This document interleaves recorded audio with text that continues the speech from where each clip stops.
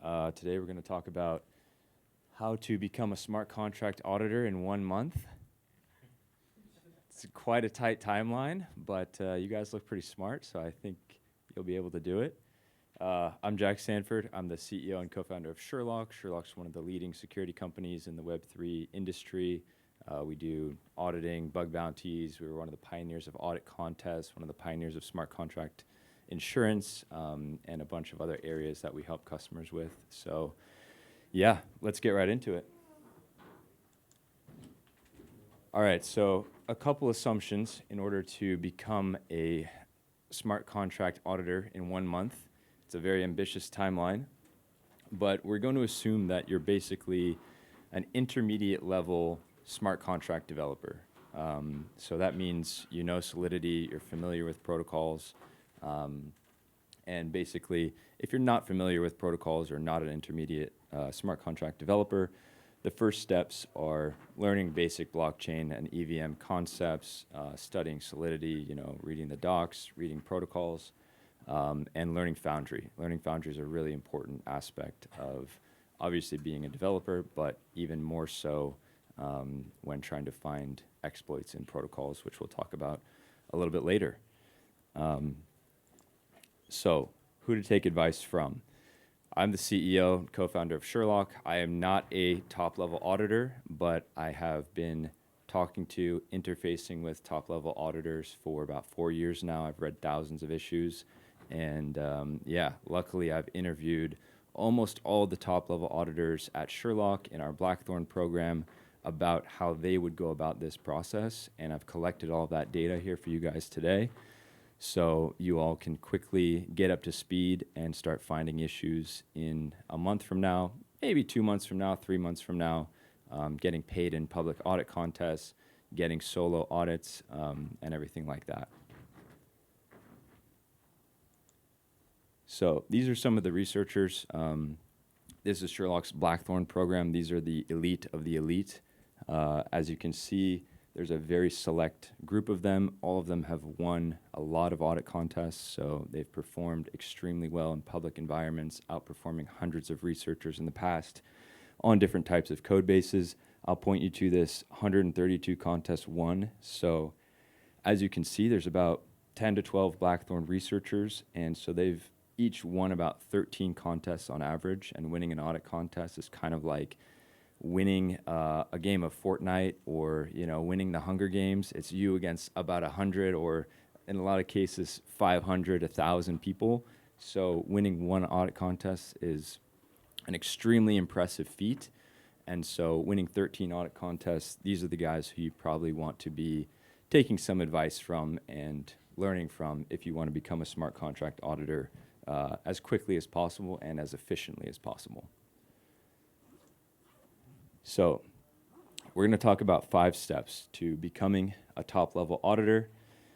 The first one is the 1 month timeline. Okay, maybe that's a little bit clickbaity. I think maybe some of you in here could do it, but if you don't think 1 month is possible, 2-3 months, is reasonable for getting up to speed. And of course, to become a really top-level auditor, that can take a year, that can take 2 years. It really depends on how dedicated you are. Are you full-time in it?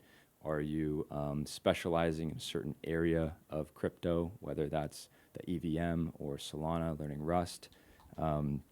So the timeline really varies here, but 1 month may not be realistic to become a top-level security researcher. Just want to throw that out there. The biggest problem for Solidity developers is around the mindset. And so that's one of the areas we're going to talk about in these 5 steps. The mindset is a really big shift from being a developer to being a smart contract researcher. And we're also going to cover on the last step a 4-step flywheel so that you can progress as quickly as possible and outperform your peers in audit contests. So step 1, understand code bases deeply. Basically, one way to go about this, again, if you're a smart contract developer, which is kind of one of the assumptions here, then you probably understand at least the code base that you've written deeply. If not, you would want to look at ideally really well-known protocols like Uniswap if you're interested in AMMs, or Aave if you're interested in lending protocols. And one key is to really pick the protocols you're interested in. You're not going to survive long if you don't like what you're doing, if you're not interested in it, if you're not curious about the code base and about the type of protocol that you're looking at. So ideally, these protocols, maybe a fork of the protocol is going to go through an audit contest soon, or it has a live bug bounty. So, if you do end up finding something in your first month, you can actually submit it and make some money. So one thing you want to do is you want to go extremely, extremely deeply on the code base. This is what a lot of the researchers I've talked to have really emphasized. This is kind of the first step. Basically, you can implement protocols from scratch. So literally saying, hey, I like the idea of a lending protocol. Let me see if I can make one. You can look at code bases that exist, or you can kind of do it just off the top of your head and kind of add the functionality that you think should be there, then compare it to one of the top protocols. And you actually want to get to the point where you can visualize a code base in your head. So this is not even looking at the code. You're going for a walk, and you can still think about issues. A lot of researchers, they will think about issues in the shower. They'll think about issues when they're, walking, going on a hike, whatever it is. And you want to get to that point. Going to sleep is a hard one, getting to sleep, thinking about the issues. So yeah, and that can help you with the last step, which is basically putting in the hours. This step is pretty time consuming if you're not an intermediate or expert level Solidity developer, because you really want to have that deep, deep understanding of a code base in order to start out as an auditor. So once you do that, you're actually pretty far. If you fully understand the code base, you can actually find issues in that code base. And this is extremely common. We talk to a lot of developers who they just build a derivatives protocol, and then they do an audit contest looking at one of their competitors' derivatives protocols, and they find real issues, and they make thousands of dollars, and that's auditing. So just by deeply understanding a protocol, you're actually auditing, and you're actually able to find issues. Another pro tip is getting good at Foundry. So again, if you're a smart contract developer, you're probably pretty familiar with Foundry. Most teams use it at this point. And this is really going to help you when it comes to writing tests and writing POCs. And writing tests is actually super important because a lot of the teams that you will see in audits, they don't actually have 100% test coverage, or they haven't tested every case that maybe you could think of, or if you're understanding the code base, you would want to test. So you can actually kind of look at their code coverage and write tests to give them 100% coverage. And there's a decent likelihood you will find issues just by doing that. You're kind of acting as a developer almost for them, because as you can tell, they haven't actually tested those areas of the code base. So there's a reasonable possibility that there would be issues there. Okay, so I'm going to add some quotes of top researchers here as well. Panprog, #1 on the Sherlock leaderboard.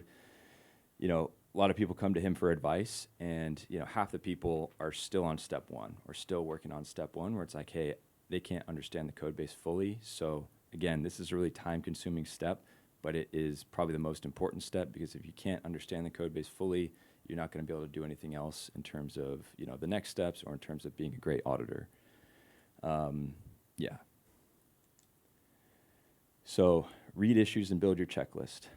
We're assuming right now maybe you've studied those protocols either as a developer, you've developed your own protocol in a certain area, or you've picked a protocol like Uniswap or Aave and you've read it deeply enough so that you understand the code base. And what you're going to want to do next is figure out all the places where issues have been reported in that code base. This is important to essentially give you an idea of what the attacks are, because you don't want to be coming up with every attack from first principles on every single code base, because there are a lot of patterns, there are a lot of things that repeat. So looking at audit contests, audit reports from traditional audit firms, looking at bug bounty write-ups, and again, understanding the issues really deeply. So you want to understand the code base deeply. That's kind of step one. Step two, understand the past issues really deeply. So next step here, build the checklist. There's a lot of checklists out there depending on what protocol you're looking at, but you really want to build your own checklist so that you can have an understanding of the issues. Like, don't put an issue on your checklist if you don't understand it really deeply. Yeah, that's already on there.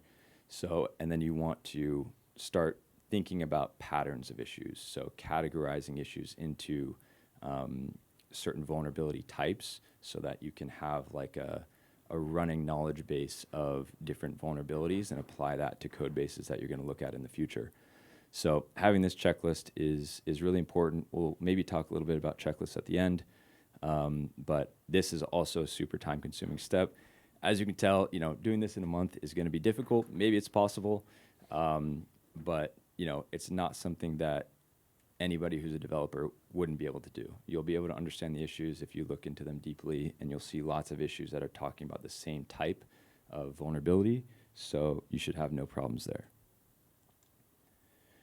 Okay, yeah, some other quotes. So, wow, now you can find 80 to 90% of bugs in an audit contest just by having a good checklist. And what PanProg would tell you is focus a little bit on one specific aspect. If you really are interested in lending protocols, focus on that. 5 minutes left? Okay. Yeah, so if you're looking at lending protocols, you really are able to find a lot of those issues if you have like a really great checklist and you understand a lot of the common vulnerability types in those protocols. Yeah, you need to know what to look for. And again, you don't want to have a checklist that you're trying to memorize or you're trying to take from somebody else. You're trying to have a checklist that you've created that you really understand. Even if it doesn't have all the issue types or whatever, you really want to focus on the ones that you understand. Okay, number 3. This is the one that really trips up developers, like smart contract developers. A lot of teams, so yeah, here's Chief Security Officer of a top 20 protocol. Basically, if you're coming right into Web3, especially as a developer, you aren't trained in the classical attacker's mindset. And this is a really important thing that a lot of the researchers brought up in terms of having the right mentality to find issues in a code base.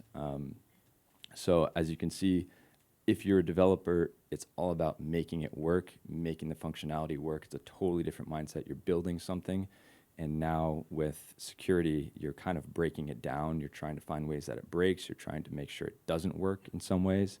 So you really have to change your mindset. And this is probably a big reason why the audit industry in Web3 exists in the first place, is because it's really difficult for the developers to switch into a totally different mindset and start attacking the code that they just became familiar with over the last 6 to 9 months building their protocol. Okay, how to develop the attacker's mindset. Even basic CTFs, I think Simao was saying this, basic CTFs like Ethernaut or Damn Vulnerable DeFi, they can help you get into that mentality because you're basically just breaking code when you're doing those, even if it's really simple vulnerabilities. So that's one thing you can do if you're worried about this step. And then reading exploit reports, whether it's hack reports of major hacks, $20 million hacks, that kind of thing, understanding the postmortems there. That can help you get into the attacker's mindset. And then bug bounty reports for criticals, audit contest findings for criticals, traditional audit findings for critical bugs. These are the ones where you're stealing funds, you're doing denial of service attacks, you're doing things that really break a protocol, really cause a protocol to lose its functionality. And so that's part of getting in the mindset. Again, it's about finding loopholes. It's kind of, you're like the juvenile delinquent mindset. You want to be kind of breaking the rules. You want to be thinking, how can I cheat something? You want to be thinking about finding the loopholes in it. And you definitely don't want to assume that the developers did anything right. You always want to make sure that you're not making any assumptions in the code base. And that's a hard thing for a developer. That's why developers have a hard time auditing their own code base, is because they've spent 6 or 9 months having a bunch of assumptions about the code and the functionality and what it should do. So your advantage as an auditor is you come in with a kind of blank slate on the entire code base. Okay, yeah, so Sammy focused on CTFs, exploit reports.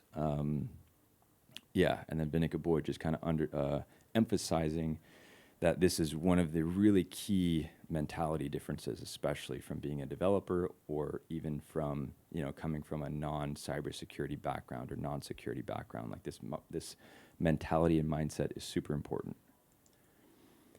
Okay, step 4, get hands-on experience. So one of the things that is dangerous about this presentation is the last 3 steps, none of them were actually doing auditing. And ideally, you want to get to the auditing part as fast as you possibly can. So assuming that you understand a code base, assuming that you have a decent grasp of Solidity and maybe you have a checklist, you want to be getting into the real auditing as soon as you can. That's why audit contests are great. So starting with short, mid-sized contests, it's a little bit controversial. I heard some researchers say you want to start with something that's a little bit bigger and really go deep into it because there's probably going to be more issues. But most people think starting with short and mid-sized contests and really kind of getting the iterations, getting the practice in is important. You can stop when you believe you can't find anything else in the code base. So maybe as a beginner, you're not going to be able to find the really deep exploits. That's okay. You don't have to beat your head against the wall for 3 weeks if the contest is that long. You can move on after a week and a half, and just get to the next contest and start the process over and just get in that habit. So priority list. This is what researchers have said are the best ways. 5 minutes, okay, cool. This is what researchers have said are the best ways to actually get hands-on experience. And again, you want to be getting that hands-on experience as fast as you can. Audit contests are the best because you get the feedback quickly. You figure out what issues you missed. You are often competing against some of the best researchers in the world, so you're going to actually see the issues you missed. But the most important part about it is that you actually are in a real work environment. So audit contests are a real audit. You are doing the same thing that the top level researchers are doing, and you can make a lot of money if you do a good job at it. So that's really cool. You can actually make, $2,000, $5,000, $200, whatever it is, if you're doing one of these audit contests, and that helps give like this extra bit of motivation, I think. So shadow audits, these are really great. This is what a lot of traditional audit firms do to get their junior researchers up to speed. You work with a more senior researcher. And not everybody's going to have access to this, so it's a little bit more difficult. But if you're able to get on Zoom or you're able to audit with somebody in person, just sit next to them and see their process, that can be a really great way to get up to speed on vulnerabilities that we would miss or using the right mindset. However, it's dangerous because you aren't as incentivized. Like you're not in a real vulnerability finding engagement. You're not being paid or you're not having the opportunity to make money. So it can be a little bit difficult to motivate in those scenarios. Bug bounties are great. They're a little bit controversial. Most researchers have said that bug bounties are a little bit dangerous for beginners because they're super difficult. Bug bounties are usually live code. It's code that a lot of really top auditors have already looked at. Maybe it's been through an audit contest already. And so it can be a little bit demoralizing if you're coming in as a beginner because it's going to be really hard to find anything material. But the good news is if you do find something material, you could get paid a lot of money for it. Bug bounties, if you find a bug bounty, that's like the highest price someone is going to pay you for a bug usually. So that can be really lucrative, and it's somewhat of a real work environment. Okay, pick contests that are similar to protocols you already understand. Use your checklist and think about how each item could apply to the contest code base. Yep, I think that's all pretty clear. So Dead Rose is one of the best bug bounty hunters in the world. He keeps it very simple. He says, look, just do a lot of contests, speed run, figure out what you did wrong, and start again. Siml, bug bounties are a little bit dangerous. Contests can be a better fit for beginners. All right, step 5. I think I got 2 minutes here, so this is the last step. This is really, really key. So the fast feedback loop, this is probably true for anything, whether it's a sport or something you're doing in academia. You want to really know what you're doing wrong and be able to fix it really quickly. And the good thing is, again, you can do contests like Dead Rose has said, speed run contests, see what you missed, repeat. This is kind of the magic formula. I'm going to talk about it a little bit more in the next slide. But you're going to fail a lot. You want to be comfortable learning from your mistakes. And if you get comfortable with this process, you're going to succeed really, really fast. So Vinica Boy's 4-step process to becoming a top-level auditor. These are the questions that he asks himself whenever he's doing auditing. So this assumes he's already done a contest, and you ask yourself, okay, I did the contest, I submitted 3 issues, there were 10 other issues that were submitted, that were valid, that I missed. You go through each of those issues you missed, and you basically do this sort of checklist or this process. You say, why did I miss the issue? What question could I have asked myself to find the issue? You know, what pattern can I see from this issue so I can add it to the checklist? And you don't want to take it too literally in terms of like that specific issue. You want to pull out the pattern, pull out the heuristic, so that when you see a totally new code base, you know, in the same area, hopefully you can apply that to finding a bug there. And then how can this issue be mitigated? That's basically how do you fix the issue. This helps you think about what proper code looks like, what proper development practices look like. So, yeah, for creating a fast feedback loop, Sergic, top ZK researcher, 9 contest wins, happens to be in the room with us today. Amazing researcher. Don't optimize for money in contests, optimize for learning. Really, really important. You know, don't think about money in your first 6 months. It's not going to be material. Even if you are earning some money, you really want to just optimize for learning and optimize for those big payouts, getting to private audits and that kind of thing later on. And then, yeah, this is basically Panprog's process. So he asked himself, you know, why he missed the issue and, you know, what caused it, basically. So, yeah, I guess we're out of time, but these are the 5 steps to basically becoming a smart contract auditor as fast as you possibly can, according to some of the best auditors in the world. Yeah, I wish you all luck in your journey if you do decide to take on this mission. And thank you to the researchers who helped me put this together.